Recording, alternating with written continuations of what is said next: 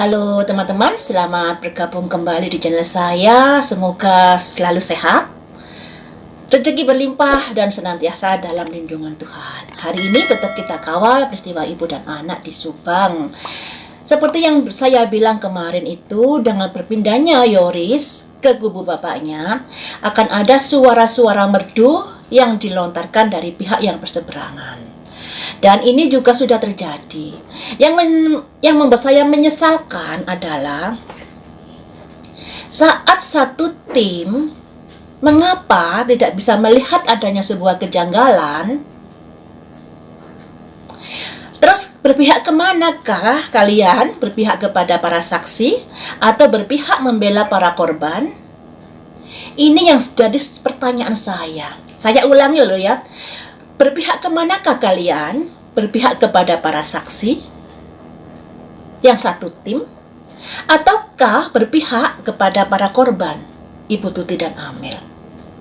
Hidup ini pilihan, terserah kalian mau memilih jalur yang mana. Tapi mbok ya gimana ya? Ini kasus perampasan nyawa yang begitu kejam. Alangkah baiknya kalau kita satu suara, yaitu membela para korban.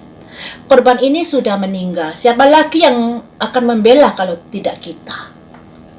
Lebih baik gak usah membela para saksi di sini. Gak usah. Semua saksi kita pelototi. Membela para saksi itu tugas pengacaranya, bukan tugas kita. Jangan sampai pembelaan kita nanti menjadi penghambat terungkapnya peristiwa ini. Ya. Salah satu contohnya adalah saat Yoris satu tim, apa yang kalian lihat? Mengapa nggak bisa melihat kejanggalan? Begitu berpindah ke tim bapaknya, ungkit lagi, diungkap lagi. Apakah saat itu teledor? Apakah memang sengaja nggak mau mengungkap karena satu tim? Ya itu hak kalian sih, hak kalian. Cuma saya agak gimana gitu ya. Kalau saya kan berpihak kepada Ibu Tuti dan Amel. Semua para saksi saya pelototi. Terus ada lagi ketika saya memprediksi, prediksi memang belum tentu benar ya. Ketika saya memprediksi ada asmara, maksudnya ada motif asmara yang ada hubungannya dengan peristiwa ini, saya dihujat. Nggak masalah. Saya ini kebal hujatan, nggak masalah. Masih dihujat model kayak apa, nggak masalah. Ada yang bilang saya petromak, ada yang bilang begini, yang begitu, karena mungkin saya terlalu frontal dalam mengungkapkan. Terlalu frontal terus berseberangan. Nah, jadinya seperti itu. Di sini saya membela Ibu Tuti dan Amel. Kedua sisi kubu saya petani, saya pelototi. Di kubu manakah yang sering terjadi gelombang riak-riak itu yang akan saya tuju. Pastinya gelombang naik, gelombang bergelombang di laut itu di bawahnya pasti akan ada gejolak-gejolak. Nah, kenapa bergejolak? Disitulah biasanya sumber-sumber dari masalah. Makanya saya pelototi. Di sini saya nggak bisa percaya kepada semua para saksi. Baik Pak Yosef, Yoris, dan Danu. Saya nggak percaya sama sekali pada mereka. Apalagi loh ya, selalu ada manuver, selalu ada hal-hal yang membuat perkara ini seakan-akan jangan terungkap. Ada usaha ke arah sana. Mau terungkap, ada manuver lagi begini lagi, terus seperti itu. Nah, yang demikian ini haruskah kita bela? Haruskah kita bela? Tugas kita ini mengawal agar kasus ini cepat terungkap siapapun pelakunya itu, baik dari kubu A maupun kubu B. Jangan lagi ada yang ditutup-tutupi. Makanya saya tadi bertanya, ketika si Y ini satu tim dengan D, apa yang kalian pikirkan? Tidakkah kalian melihat kejanggalan? Tidakkah kalian bertanya saat itu? Setelah berpisah, kenapa diungkit lagi, diungkap lagi? Aduh, bikin gerah rasanya ya. Tapi itu hak kalian sih, hak kalian semua. Hanya saja kalau kita mengawal harusnya mencurigai semuanya. Nggak pandang bulu itu teman kalian, nggak pandang bulu itu idola kalian, dan lain sebagainya. Aduh, jadi gimana ya, jadi agak gerah juga. Tapi nggak apa-apa sih, nggak apa-apa. Kita sebagai penonton bisa menilai, oh ini begini, oh ini begini. Jadi bisa menilai dengan adanya berpindahnya Roy Yoris ke Pak Yosep. Baik kita bisa menilai dari kubunya Danu maupun kubunya Pak Yosep, jadinya kayak gimana menurut kalian, itu hak kalian. Hari ini akan saya prediksi sampai sejauh manakah kinerja kepolisian saat ini. Adakah sudah menemui titik terang ataukah masih abu-abu? Mari kita ungkap di sini ya.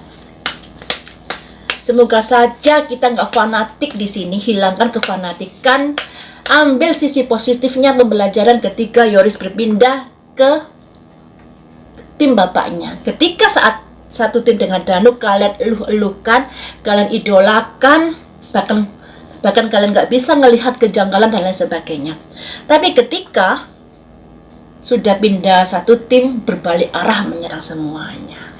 Nah, kenapa nggak bisa lihat saat itu ya? Baiklah, ini saya kocok dulu untuk melihat sampai sejauh manakah kinerja kepolisian mengungkap peristiwa ini. Apakah sudah ada tanda-tanda titik terang di bulan Januari ini, di hari ini?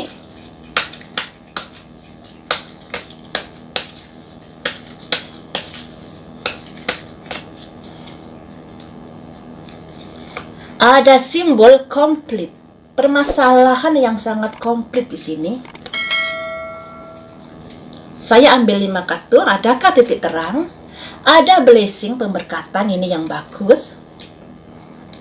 Selanjutnya ada simbol insting, naluri. Selanjutnya ada simbol stillness, keheningan atau rahasia. Selanjutnya ada simbol earth magic ya, yang artinya keberkahan. Jadi guys, kalau dilihat dari kartu-kartu yang keluar ini, sudah ada peningkatan dari hasil penyelidikan yang sudah dilakukan oleh Polda Jabar. Permasalahan peristiwa ini permasalahan yang begitu komplit. Dibilang komplit karena TKP sudah berantakan. Itu membuat ada kesulitan untuk mencari alat bukti. Nah, ini juga sudah diakui oleh Bapak Polisi, kesulitan untuk mencari alat bukti ya. Sekalipun menurut kita Pak Yosep dengan Danu sudah memiliki barang bukti, mungkin itu dirasa belum cukup oleh kepolisian. Makanya sekalipun ada bukti, mereka masih diberi kebebasan, atau ada pemikiran hal-hal yang lainnya yang membuat mereka berdua ini tidak sampai diamankan seperti itu. Ada permasalahan yang komplit. Kemudian di sini ada blessing. Ada dukungan dari alam semesta yang memberi kemudahan untuk pihak kepolisian untuk bisa mengungkapkan peristiwa ini. Sekalipun tadinya sangat sulit dan butuh kerja keras untuk mengungkapkan. Kemudian di sini ada insting. Insting dan naluri. Nah, ada stillness, rahasia yang harus diungkap, dan ada earth magic yang artinya peribumi. Peribumi ini sangat bagus, ibaratnya penolong ya, penolong buat pihak kepolisian sehingga bisa mengungkap peristiwa ini. Jadi untuk saat ini sudah ada kemajuan dari pihak kepolisian, ada blessing, pemberkatan, juga ada peribumi yang artinya bisa dikatakan sudah mendekati final ya. Kalau dilihat dari sini kayaknya mungkin 90%, jadi kurang 10% bisa diumumkan. Karena di sini ada simbol blessing, pemberkatan. Tapi mari kita cross check melalui kartu yang satunya. Apakah ada kendala untuk mengungkapkannya? Pakai kartu mana ya? Saya cross checkkan melalui kartu ini sampai sejauh manakah kinerja kepolisian dalam mengungkapkan peristiwa ini.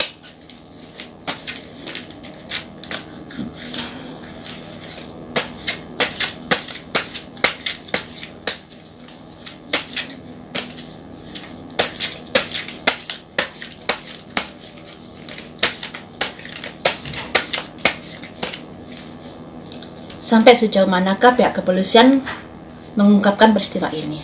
Ada simbol ini, bersulang, sukacita, kerjasama. Selanjutnya, ada simbol sebuah tekad. Ada simbol matahari bersinar akan terungkap. Selanjutnya, ada yang ditusuk pedang dari belakang, yang artinya dengan mengungkapkan tersebut pastilah akan ada tersangkanya yang akan diungkap nanti. Selanjutnya di sini ada simbol raja bawa cangkir. Jadi guys, seperti yang saya bilang tadi di kartu ini, bisa dikatakan 90% sudah ada titik terang.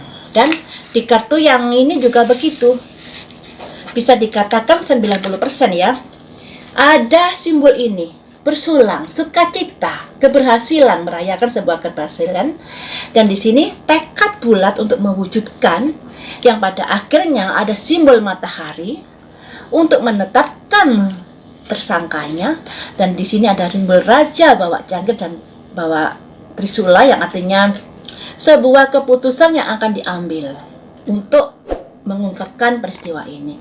Jadi kita harus optimis peristiwa ini akan terungkap. Semoga saja di bulan Januari seperti prediksi saya kemarin ya.